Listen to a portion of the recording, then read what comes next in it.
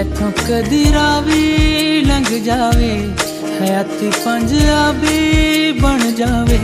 मैं बेड़ियां हजार तोड़ ला, मैं पानी चो सार छोड़ ला, जे इथों कदी रावी लंघ जावे हो।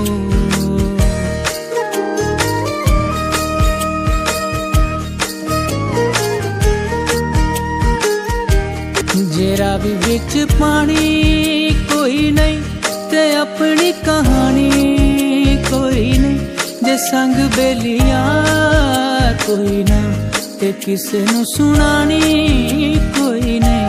अखां च दरिया खोल के मैं जख्मां दी थां ते रोड़ ला, जे इथों कदी रावी लंघ जावे।